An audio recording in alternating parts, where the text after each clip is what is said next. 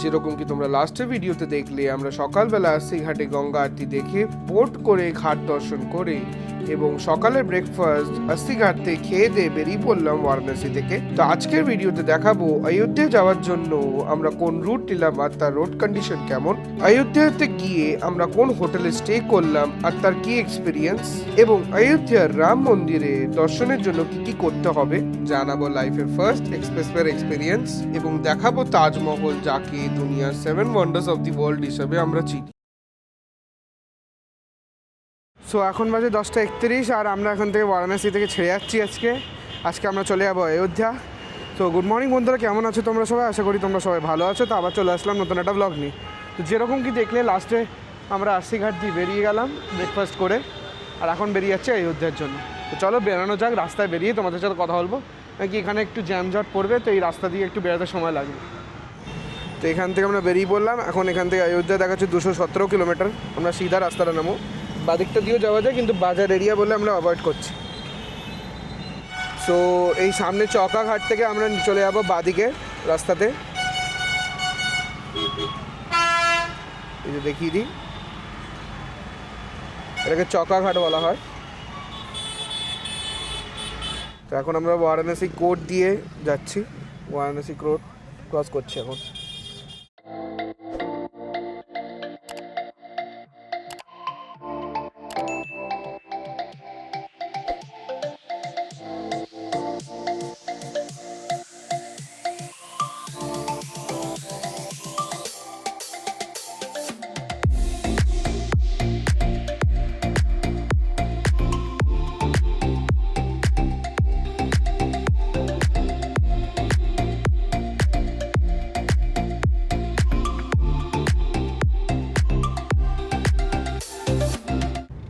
তো এই অযোধ্যা যাওয়ার পথে আমাদের প্রথম টোল পড়লো আজকের। টোল গেটের নাম তো সত্যিকারে লেখা নেই, NH-31 প্রথম টোল। আচ্ছা, house toll plaza.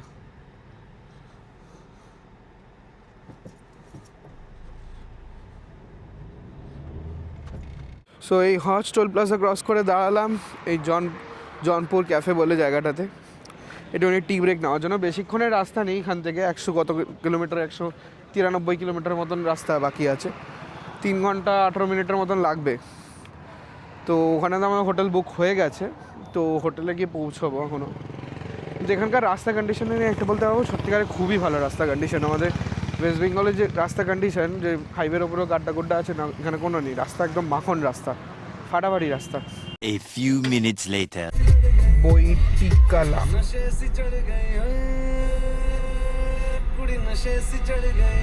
বৈটিকালা toll plaza.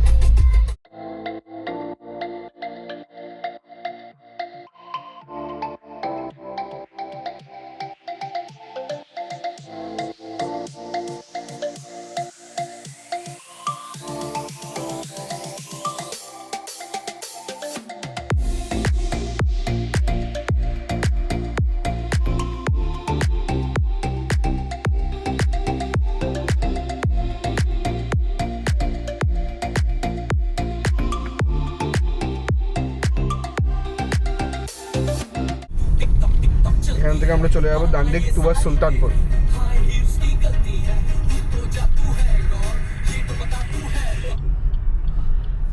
এদিকে ঢুকে গেলাম সুলতানপুরের রাস্তায়।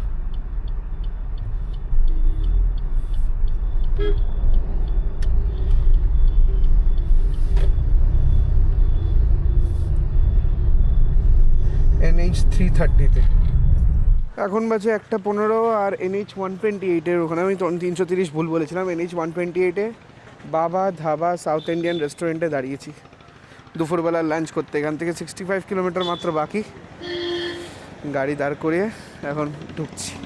চলো ঢোকা যাক। তো এই হচ্ছে রুটি, বাটার রুটি, তো মিক্স ভেজ আর ডাল ফ্রাই। তো এই হচ্ছে আজকে দুপুরবেলার সিম্পল লাঞ্চ। চলো খেয়ে দিয়ে আবার এগাতে হবে অনেকটা। Many minutes later. প্রিয়াঙ্কারা কি করেছে, অসুবিধা হয়নি। প্রিয়াঙ্কা যেটা করেছে দিয়েছিলাম দেখবে, তারপর ডটের ওপর দিয়েছি। ওরকম হলে হবে নাকি অন্য কিছু?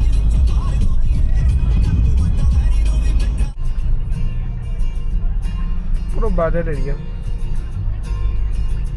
वाइन प्लेलिस्ट, वही पुराने फेवरेट्स और full flashback. Wish it took me. So বন্ধুরা, এই যে সামনে যে ফ্লাইওভারটা যাচ্ছে সেটা কিন্তু পূর্বাঞ্চল এক্সপ্রেসওয়ে। আমরা পূর্বাঞ্চল এক্সপ্রেসওয়ে ধরবো না, আমরা সিধা চলে যাবো নিচ দিয়ে। এই যে পুরো পূর্বাঞ্চল এক্সপ্রেসওয়ে। তোমরা চাইলে ওপর পূর্বাঞ্চল এক্সপ্রেস দিয়ে এসেও তোমাদেরকে নিচ দিয়ে যেতে হবে অযোধ্যা। তো আমরা যেহেতু পূর্বাঞ্চল এক্সপ্রেস দিয়ে আসেনি, ওই জন্য আমরা এদিক দিয়ে এসেছি।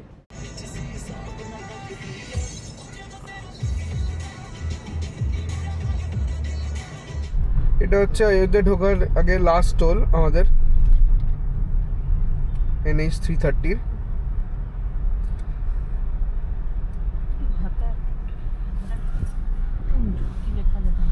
ভরতপুর দেখি, হ্যাঁ, ভরতকুণ্ড টোল প্লাজা।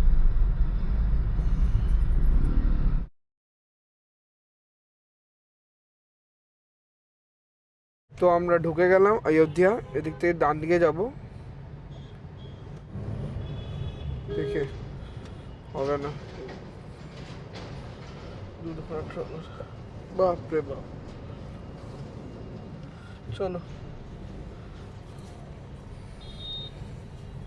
এই উঠলাম NH 27-এ আমরা।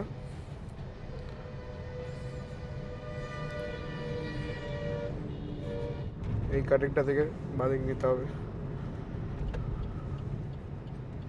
এটা 650। এটা তুমি এই কাটিং দিয়ে বাদিক নিয়ে আমাদের হোটেল কিছুক্ষণে। এই চলে আসলাম আমাদের হোটেলে।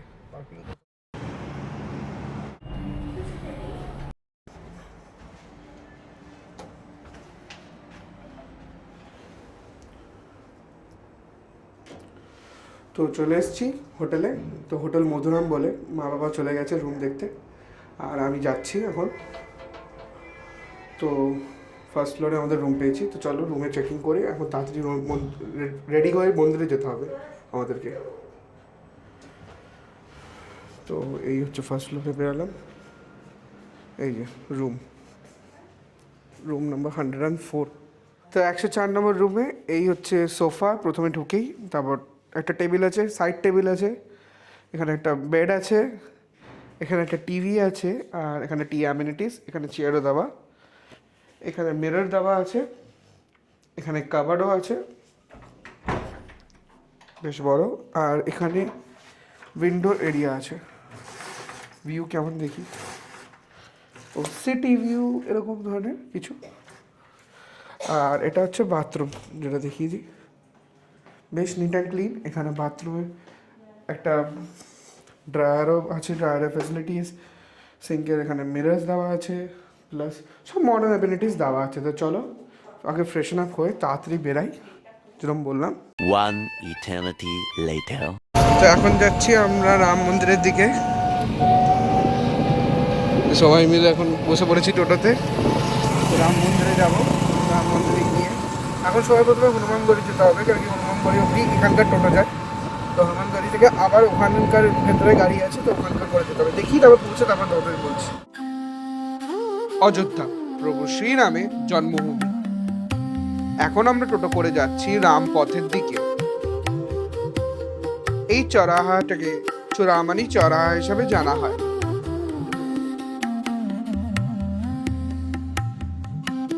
আমরা এখন রামপথ দিয়ে যাচ্ছি রাম মন্দিরের দিকে, আর এই সাইড দিয়ে চলে গেল হনুমানগড়। গোটা রামপথে চারিদিকে দোকানপত্র দিয়ে খুব সুন্দরভাবে সাজানো। এ দেখো, তোমাদের সাথে কথা বলতে বলতে পৌঁছে গেলাম রাম মন্দিরে। তারপর আমরা গেট দিয়ে ঢুকে পড়লাম লাইনে মন্দিরের মেইন এন্ট্রান্সে যাওয়ার জন্য। 500 বছরের কঠিন লড়াইয়ের পর 22শে জানুয়ারি 2024-এ রামলালার প্রাণ প্রতিষ্ঠান করা হয় রাম মন্দিরে। এই চলে আসলাম মেইন এন্ট্রান্সে। এখানে আমাদের সবকিছু জমা দিয়ে দিতে হবে, কারণ রাম মন্দিরের ভেতরে কোনো ধরনের ইলেকট্রনিক্স আইটেমস বা ব্যাগ নিয়ে যাওয়া যায় না।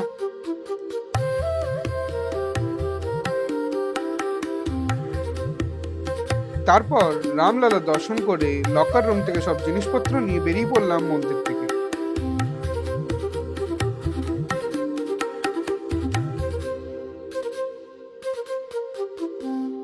তারপর আমরা চলে গেলাম মা সীতার রান্নাঘরে, যেখান থেকে নিয়ে নিলাম আমরা ভোগ প্রসাদ। রাত্রিবেলা অযোধ্যা যেন আরো সুন্দর হয়ে ওঠে। তারপর আমরা উঠে পড়লাম গাড়িতে হনুমানগড়ে যাওয়ার জন্য।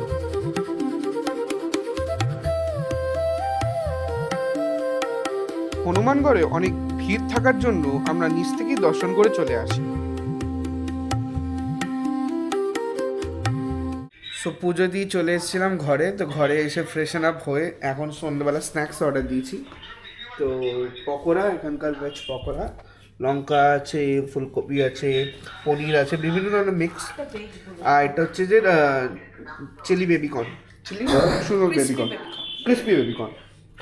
তো আর হ্যাঁ, এটা মনে রাখবে এখানে কিন্তু এটা পিওর ভেজ, এই পুরো রেস্টুরেন্টটাই পুরো ভেজ। আর আশেপাশে যত কিছুই যতগুলোই মানে হোটেল আছে পুরোটাই ভেজ।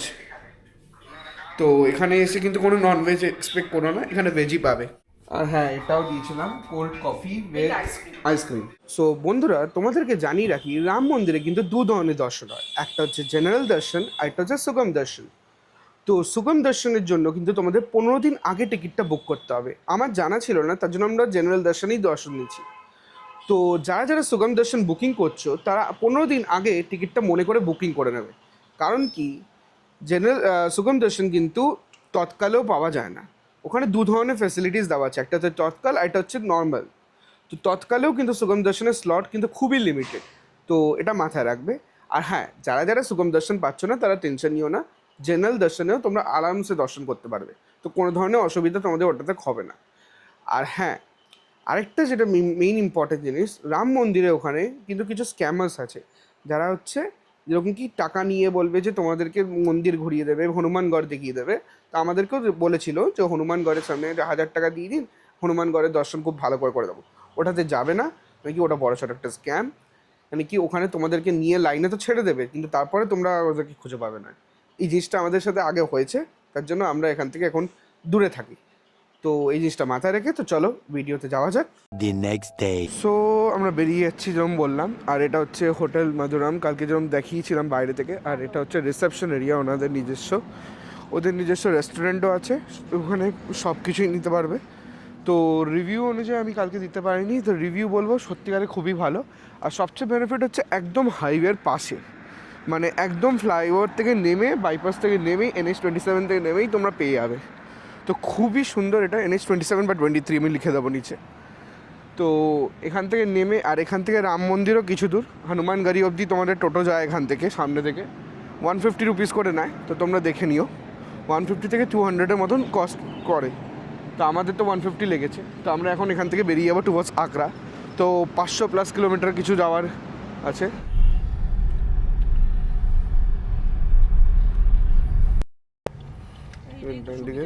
ওটা অনেকখানি যেতে হতো।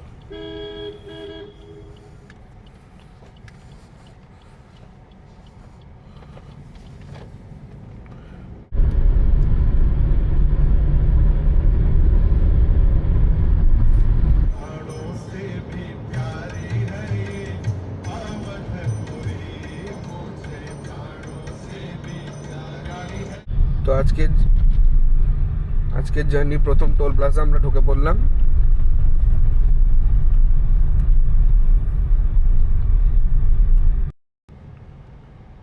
এই হচ্ছে আজকে আমাদের প্রথম টোল প্লাজা।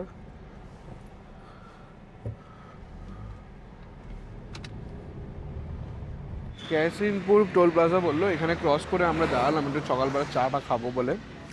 সকাল সকাল উঠেছি, হোটেল থেকে তো আমরা কিছু চা ফা খাইনি, তো আমরা এখানে বাইরে এসে চা ফা খেয়ে তারপর আবার এগাবো।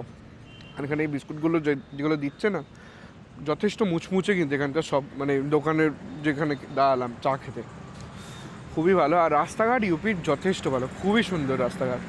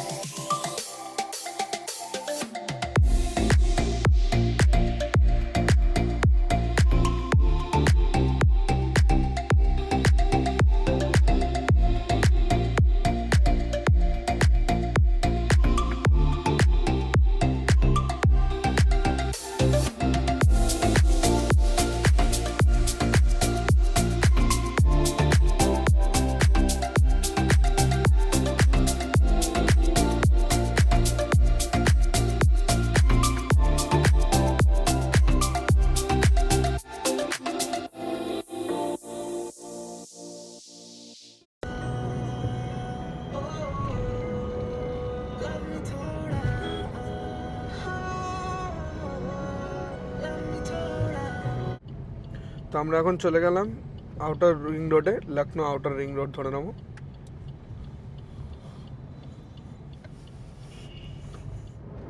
এই উঠে পড়ছি আমরা লখনৌ আউটার রিং রোড।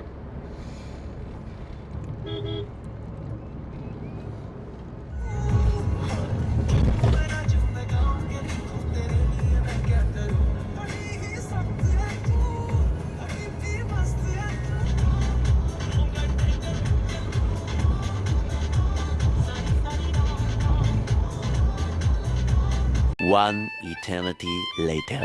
এই উঠে গেলাম আমরা আগ্রা লখনৌ এক্সপ্রেস ওয়েতে। এখন বাজে 9:32।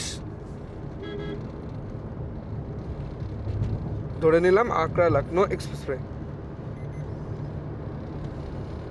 এখান থেকে আগ্রা 316 কিলোমিটার দূরে। তো এই আসলাম আগ্রা লখনৌ এক্সপ্রেসওয়ে প্রথম টোল। এই টোল দিয়ে এন্ট্রি করব আমরা।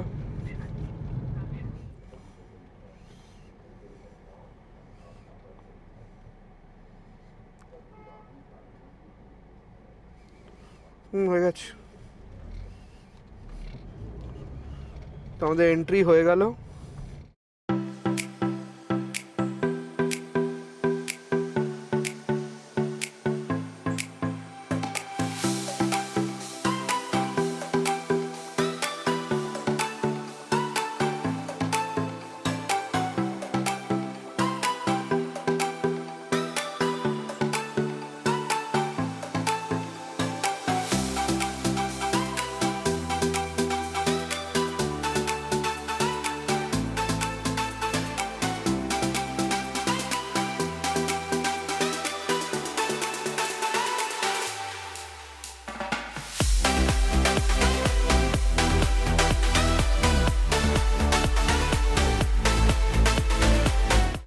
তো আমরা ঢুকছি এক্সপ্রেসওয়ের রেস্ট এরিয়াতে। এটা হচ্ছে আগ্রা লখনৌ এক্সপ্রেসওয়ের রেস্ট এরিয়া। এখানে খাবার দাবার, পেট্রোল পাম্প সব ধরনের ফেসিলিটিস পাবে।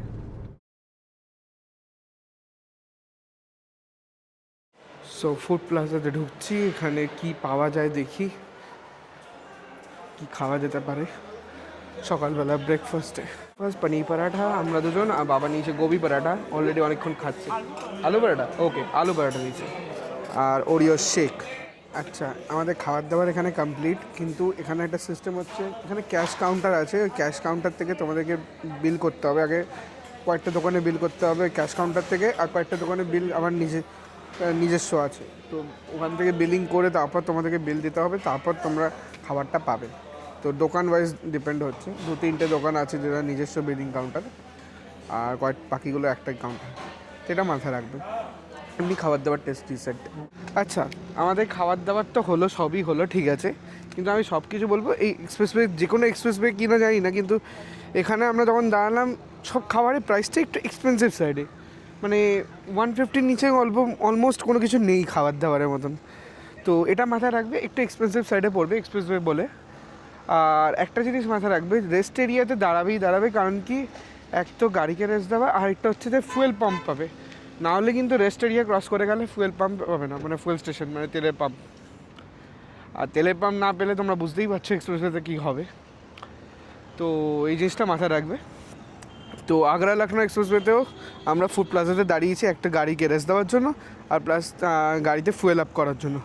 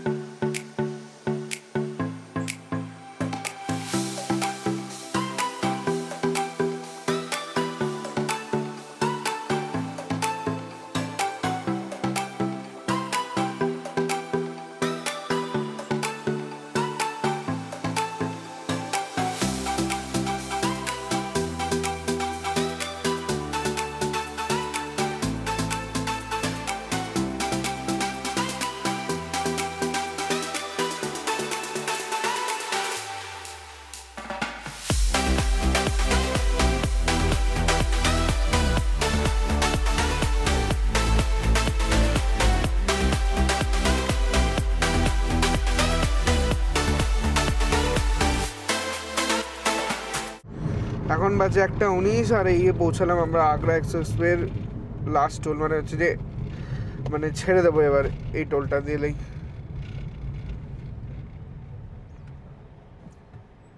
এক্সিট টোল প্লাজা আগাও ব্যাস।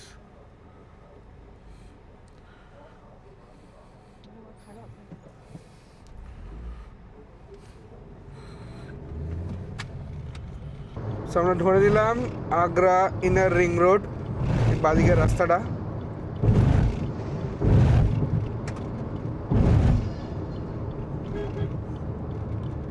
সোজা চলে গেল দিল্লি, আর বাদিকে দিয়ে আমরা যাচ্ছি আগ্রা।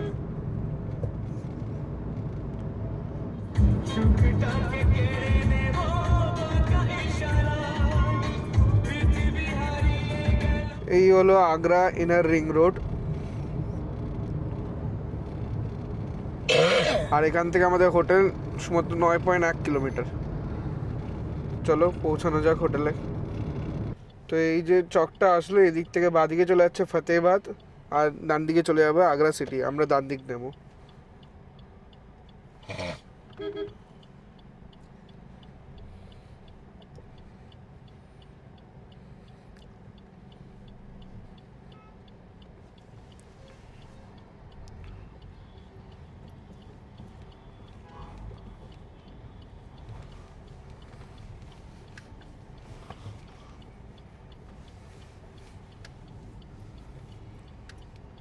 বাদিক না সিধে? সিধে সিধে সিধে যাবো তো? সিধে দেখ সিধে।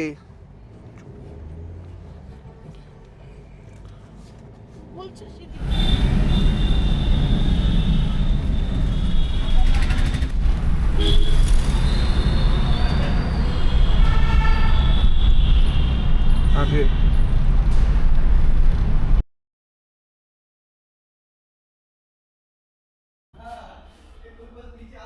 এই রুম টুরটা কিন্তু মা করেছে, আমি করিনি।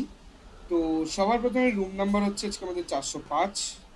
ঢুকেই প্রথমেই একটা দেখতে পাচ্ছি ডাবল বেড দেওয়া আছে, দুখানা সাইড ডেস্ক দেওয়া আছে, একটা পেন্টিং, এদিকে দুখানা chair with table and TV. বাথরুমটা দেখি, বাথরুমটা কেমন। বাথরুমটা মোটামুটি ছিল, বাথরুমটা কিন্তু জেনুইনলি ওয়েল লিট ছিল না, লাইটিংয়ের খুব ইস্যু ছিল, আর মোটামুটি ক্লিন ছিল, খুব বেশি ক্লিন বলবো না।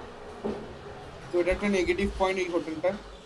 এখানে দেখো একটা মিরর দেওয়া আছে, সামনে কিছুটা স্পেসও দেওয়া আছে কিছু জিনিসপত্র রাখার জন্য। পাশে কাভার দেওয়া আছে, কাভার ক্লিন ছিল কিন্তু আমাদের লাগেনি। হ্যাঁ, রুমের সাইজ নিয়ে বলতে হবে, রুমের সাইজ কিন্তু যথেষ্ট ছোট ছিল, ক্লস্ট্রোফোবিক লাগছিল। দেখো এখানে একটা মিনি ফ্রিজও দেওয়া আছে, kettle, water bottle, glass, jar এগুলো দেওয়া আছে। মোটামুটি ছিল রুমটা, জেনুইনলি খুব একটা ভালো না। সো বন্ধুরা, এখন রাত্রি হয়ে গেছে, তো আমি সকালবেলা থেকে আর ব্লগ করিনি, এনার্জি ছিল না খুব একটা। তো আমরা এখানে খাবার অর্ডার দিয়েছি, হচ্ছে যে এই তন্দুরি রুটি, ডাল মাখনি আর এই মিক্স ভেজ। কিন্তু হ্যাঁ, এখানে খাওয়ার দাওয়ার প্রাইসটা যথেষ্ট এক্সপেন্সিভ সাইড। এখানে কি এইটুখানি অমলেটের দাম 125 রুপিস করে নিয়েছে, ডাবল ডিমের অমলেট, এক একটা অমলেট, 3টে অমলেট নিয়েছে 375, মানে অমলেটটা অতিরিক্ত প্রাইসি।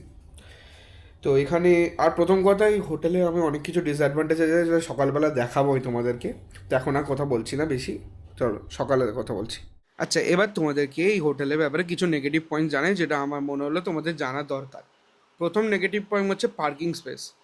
তো আমরা যে এমএমটি থেকে, মানে মেক মাই ট্রিপ থেকে বুকিং করে গেছিলাম, তো দেখেছিলাম পার্কিং স্পেস ওদের প্রেমিসেসের সামনে, মানে হোটেলের সামনে। তো আমরা ভেবেছিলাম একদিনের ব্যাপার, তো হোটেলের সামনে রেখে ঘুরে নেবো আগ্রা। ওখানে গিয়ে দেখলাম হোটেলের সামনে পার্কিং স্পেসটা ফুল হয়ে গেছে। তো ওদেরকে যখন জিজ্ঞাসা করা হলো, ওরা বললো আমাদের আরেকটা পার্কিং স্পেস আছে, খুব ভালো পার্কিং স্পেস। তো আমরা ভাবলাম ঠিক আছে, কোনো অসুবিধা নেই। তো আমরা গাড়িটা ইউটার্ন মানিয়ে আনলাম, ইউটার্ন মেরে আনার পর তারপর আমাদেরকে একটা গলিতে ঢোকাচ্ছে। এবার গলি ক্লিপটা দেখো তোমরা, এই গলি দিয়ে আমাদেরকে গাড়ি ঢুকিয়ে যেতে হবে। তা আমরা প্রথমেই মানা করি, মানা করাতে ওরা শুনছে না, ওরা অনেকক্ষণ মানা করছি, ওরা শুনছে না। ওরা বলছে না, আপনি কোনো অসুবিধা হবে না, আপনি ঢুকিয়ে দিন। তো আমরা ঢোকালাম, রীতিমতন প্রচণ্ড সেম গলি, মানে প্রচণ্ড চ্যালেঞ্জিংভাবে ঢুকেছে গাড়িটা। মানে তর্কাতর্কি লেগেছে, ওখানে অনেক কিছু হয়েছে, কিন্তু তা সত্ত্বেও ওরা শোনেনি। তো আমরা ভাবলাম যে ঠিক আছে ছাড়ো, একদিনের ব্যাপার, ঢুকিয়ে পার্কিংয়ে রেখে দিই। যেখানে পার্কিংয়ে রেখেছে সেই জায়গাটাও খুব ভালো ছিল না, খুব নোংরা ছিল এবং পুরো কাদা ফাদা জল ফল চারিদিকে। তো ওটা ইগনোর করে আমরা রেখে দিয়েছি। একটু টেনশন হচ্ছিল নিশ্চয়ই, যেন দামি গাড়ি, মানে স্বাভাবিক, নিজের গাড়ি কোথাও এরকম জায়গায় রাখতে সবারই টেনশন হয়। তো তারপরে সেকেন্ড নেগেটিভ পয়েন্ট যাবে হচ্ছে রুম আর বাথরুম। রুম প্রচণ্ড ছোট, প্রচণ্ড, মানে এত ছোট যে ক্লস্ট্রোফোবিক লাগছিল আমাদের। লাস্টে আমাদের বাথরুমের দরজা খুলে ভেন্টিলেশন ফ্যানটা যেটা ছিল সেটার জন্য বাথরুমের দরজা খুলে রাখতে হয়েছে সারা রাত্রি। এসি রুম ছিল তা সত্ত্বেও, এটা মাথায় রেখে। আর বাথরুম একদম পরিষ্কার বলবো না, অ্যাভারেজ মোটামুটি ডিসেন্ট ছিল। কারণ কি বাথরুমের ভেতরে যে লাইটগুলো ইউজ করা হয়েছে সেই লাইটগুলো একদমই ভালো না, মানে খুব অন্ধকার অন্ধকার লাগছিল।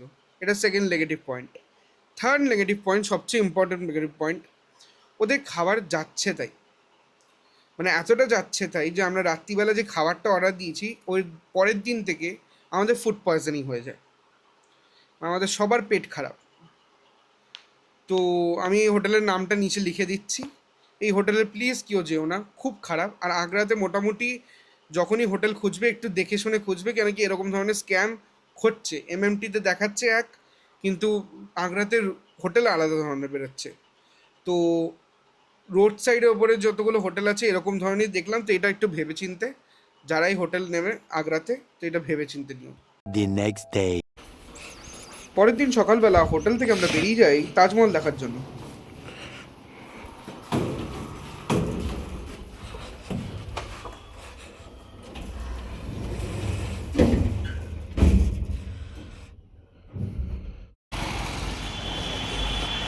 এখন বাজে 5:15 আর আমরা এখন উঠে পড়ছি অটোতে তাজমহল যাওয়ার জন্য। আমাদের তাজমহল পৌঁছাতে বেশিক্ষণ লাগেনি। আর তাজমহল ঘোরার জন্য যে টিকিটটা লাগে সেটা তোমরা অনলাইন থেকে বুক করে নিও, লিঙ্ক আমি ডেসক্রিপশনে দিয়ে দেবো।